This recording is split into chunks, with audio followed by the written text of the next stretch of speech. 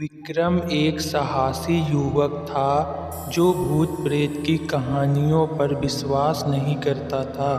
एक रात वह अपने दोस्त की शादी से लौट रहा था। गांव से बाहर निकलते ही उसे सुनसान सड़क पर एक युवती खड़ी दिखी। वह लाल जोड़े में थी। उसका चेहरा घूंघट में छिपा था और हाथों में चूड़ियां खनक रही थीं। युवती ने हाथ उठाकर विक्रम से लिफ्ट मांगी। पहले तो वह अनदेखा करने लगा, लेकिन अचानक उसकी बाइक बंद हो गई। मजबूरन उसे रुकना पड़ा। उस युवती ने कहा, भैया क्या आप मुझे गांव तक छोड़ देंगे? रहस्यमयी आवाज में कहा। विक्रम को कुछ अजीब लगा, लेकिन उसने सोचा कि शायद कोई अकेली लड़की है जिसे मदद की ज़रूरत है। उसने उसे बाइक पर बैठा लिया और चल पड़ा। रास्ते में विक्रम ने जब भी उससे कुछ पूछा, वह बस मुस्कुरा देती। लेकिन जैसे जैसे वह गांव के करीब पहुंचने लगा, उसे महसूस हुआ कि युवती का शरीर ठंडा होता जा रहा है। अचानक उसे देखा कि बाइक की परछाई में लड़की की परछाई नहीं दिख रही थी। डर के मारे विक्रम ने बाइक रोक दी और पीछे मुड़कर देखा। अब लड़की का घूंघट हट चुका था।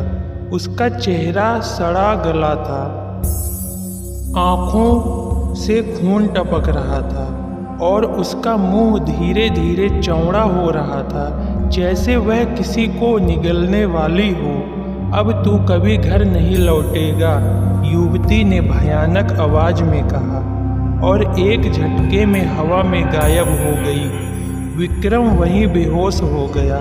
सुबह जब राहगीरों ने उसे सड़क किनारे बेहोश पाया तो उसकी बाइक तो वहीं थी, लेकिन उसके बाल सफ़ेद हो चुके थे और वह डर के मारे कुछ भी बोल नहीं पा रहा था।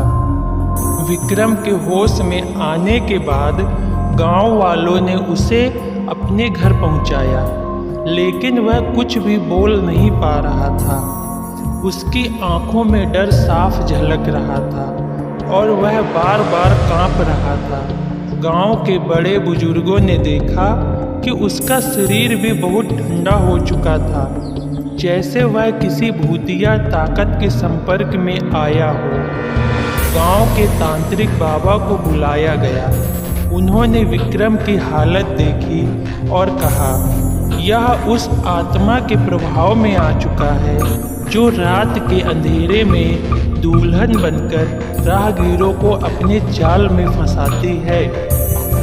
इसे बचाने के लिए हमें जल्दी ही हवन और पूजा करनी होगी, वरना यह ज़्यादा दिन नहीं बचेगा। रात होते ही बाबा ने गांव के मंदिर में विशेष अनुष्ठान किया। विक्रम को मंदिर के अंदर लिटा दिया गया और मंत्रों का जाप शुरू हुआ।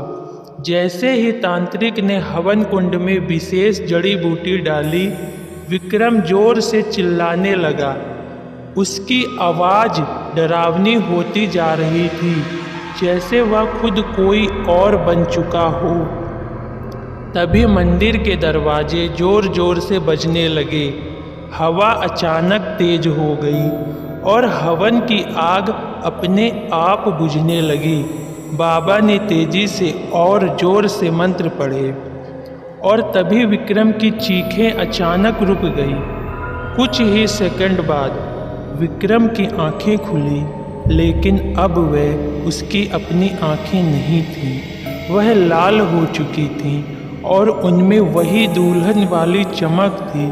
विक्रम हंसा, लेकिन उसकी हंसी इंसानों जैसी नहीं थी। उसकी आवाज़ गूंजने लगी, तुम सबने सोचा कि मुझे भगा दोगे, अब मैं इसी शरीर में रहूंगी। गांव वालों को समझ आ गया कि वह दुल्हन की आत्मा विक्रम के शरीर में आ चुकी है। तांत्रिक बाबा ने जल्दी से विक्रम के माथे पर राख लगाई और कहा, तेरा खेल खत्म। मैं तुझे वहीं वापस भेजूंगा जहां से तू आई थी। बाबा ने जैसे ही मंत्र पढ़कर राख फेंकी, विक्रम जोर जोर से कांपने लगा। उसकी चीखें पूरे गांव में गूंज उठी। अचानक एक भयानक हवा चली और विक्रम जमीन पर गिर पड़ा। कुछ देर बाद वह धीरे धीरे उठ बैठा। उसकी आंखें अब फिर से पहले जैसे हो गई थीं।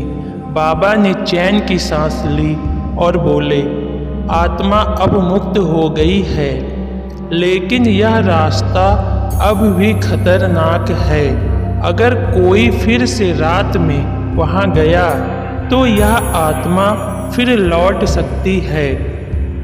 इसके बाद गांव वालों ने उस भूतिया रास्ते पर रात में जाने से हमेशा के लिए मना कर दिया। लेकिन कहते हैं अगर किसी ने गलती से रात में उस रास्ते का रुख किया तो दूर से किसी के चूड़ियों की खनक और हल्की हंसी सुनाई देने लगती है। शायद रात की दुल्हन अब भी किसी नए शिकार की तलाश में है। यदि आपके साथ भी ऐसा कुछ हुआ है तो प्लीज़ कमेंट बॉक्स में ज़रूर बताना।